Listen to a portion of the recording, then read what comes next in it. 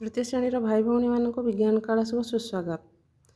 पिलामाने आम पूर्व क्लास जना अजणा बहिर जीवन निर्जीव विषय पढ़ी तो आज से जीवन निर्जीव विषय आउ कि अंश पढ़ा।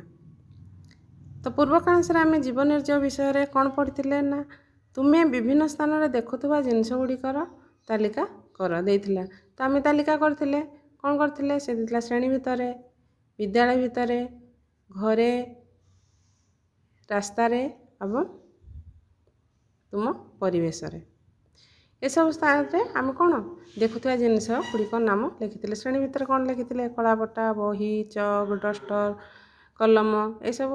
विद्यालय भितर चौकी, टेबुल, श्रेणीगृह, गछलता, गुरुजी गुरुमा, छात्र छात्री एमान को देखिते। घरे घरे आमर विभिन्न प्रकार जिनस खट, बही, खाता ये सब देखिते। रास्तार आम विभिन्न प्रकार जानवाहन, गाई गोरु, कुकुर बिले ये सब देखिते। एवं परिवेश नदी, नाल, पहाड़, पर्वत आको आम देखिते।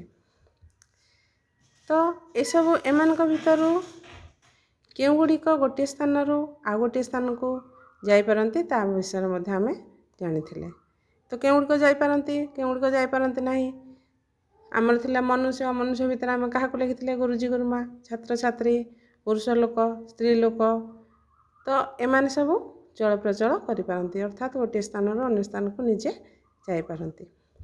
से भली विभिन्न प्रकार पशुपक्षी गाई गोरु, कुकुर बिलेई, काऊ, पारा, शुआ एमाने मध्य गोटे स्थान रु अन्य स्थान को जापारती। तो एमाने चल प्रचल करिपारती।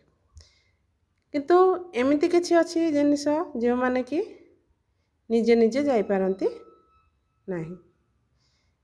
तो क्यों जिनिस गुड़िक निजे निजे चल प्रचल करिपारती नहीं ताको देखिबा।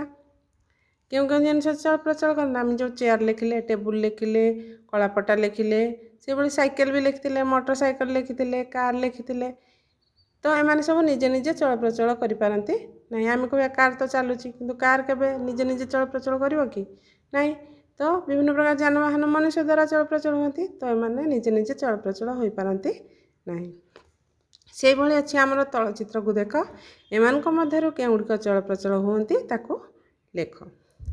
तो एमान भीतर क्यों गुड़िक चल प्रचल होती देखा। प्रथम अच्छी साप, साप चल प्रचल हुए। तापरे कौन अच्छी तापरे अच्छी आमर गोटे कुकुड़ा से मध्य चल प्रचल हुए। देख गोटे शिशु अच्छी गोटे स्त्री झील पिला अच्छी तो एमाने मध्य चल प्रचल होती। झिटिपिटी, मूषा एमाने चल प्रचल हो पारती।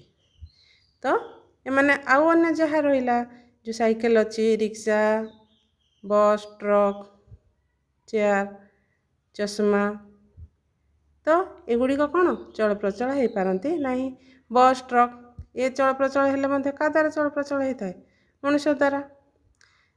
तो चेयर गोटे स्थान अन्य स्थान को आम नहीं कि चल जावा से निजे निजे चल प्रचल हो पार नहीं। तो साप, कुकुड़ा, मनीष, मूषा एवं झिटिपिटी एमाने निजे निजे चल प्रचल हो पारती। तो मन रहा क्यों माने चल प्रचल होती ताको आम लिखि रखा। तो आमर पुणी देखा कौन देजी गोटे टेबुल अच्छी। टेबुल कौन देजी देख एमान मध्य क्यों गुड़िक निजे निजे चल प्रचल होती और क्यों गुड़िक अन्य द्वारा चल प्रचल होती। तल जो सारणी अच्छी से सारणी आम लिखा। निजे निजे चल प्रचल होती, अन्य द्वारा चल प्रचल होती। तो निजे निजे चल प्रचल होती किए आम देखिते साप, कुकुड़ा, मनीष, मूषा, झिटिपिटी एमाने निजे निजे चल प्रचल होती। आ साइकेल, रिक्शा, कार, ट्रक, चश्मा एगुड़िक कौन चौकी ए सब अन्य द्वारा चल प्रचल होती। ए निजे निजे चल प्रचल हो पारती नहीं। से भली आमर प्रश्न अच्छी आउ कि माने अन्य द्वारा चल प्रचल होती। तो आम निजे लिखा कौन कौन अन्य द्वारा चल प्रचल होती। तो निजे निजे चल प्रचल होती, अन्य द्वारा चल प्रचल होती। आपको आम प्रथम सारणी लिखा। तापर अच्छी ଆଉ କେଉଁ ଅନ୍ୟ କେଉଁ ଗୁଡ଼ିକ ଚଳପ୍ରଚଳ ହୁଅନ୍ତି। ଯେପରି ଆମର ଅନ୍ୟ କେଉଁ ଗୁଡ଼ିକରେ ଗାଡ଼ି ଆସିବ, ଟେବୁଲ୍ ଆସିବ, ଜାହାଜ, ଉଡ଼ାଜାହାଜ, ରଥ ଏସବୁ ଅନ୍ୟ ଦ୍ୱାରା ଚଳପ୍ରଚଳ ହୋଇଥାନ୍ତି। ତାପରେ ଅଛି ତୁମେ ଖାଦ୍ୟ ଖାଅ କିନ୍ତୁ କଣ୍ଢେଇକୁ ଦେଲେ ସେ ଖାଦ୍ୟ ଖାଏ ନାହିଁ କାହିଁକି? ଆମର ଜୀବନ ଥିବାରୁ ଆମେ ଖାଦ୍ୟ ଖାଉ କିନ୍ତୁ କଣ୍ଢେଇ ନିର୍ଜୀବ ହୋଇଥିବାରୁ ସେ ଖାଦ୍ୟ ଖାଏ ନାହିଁ। ତ ଆମେ ଜାଣିଛନ୍ତି ଆମେ ଖାଦ୍ୟ ଖାଇପାରିବା କିନ୍ତୁ କଣ୍ଢେଇକୁ ଦେଲେ ସେ ଖାଦ୍ୟ ଖାଇପାରିବ ନାହିଁ। ତ ଏଇଥିରୁ ଆମେ ଜାଣିଲେ ଖାଦ୍ୟ କେଉଁମାନେ ଖାଆନ୍ତି, ଯାହାର ଜୀବନ ଥାଏ ସେ ଖାଦ୍ୟ ଖାଏ ଏବଂ ନିର୍ଜୀବମାନେ ଖାଦ୍ୟ ଖାଆନ୍ତି ନାହିଁ। ତ କେଉଁମାନେ ଖାଦ୍ୟ ଖାଆନ୍ତି? କେଉଁମାନେ ଖାଦ୍ୟ ଖାଆନ୍ତିରେ ଆମର ଯେ ସମସ୍ତ ଜୀବ, ଯେମିତି ପଶୁ, ପକ୍ଷୀ,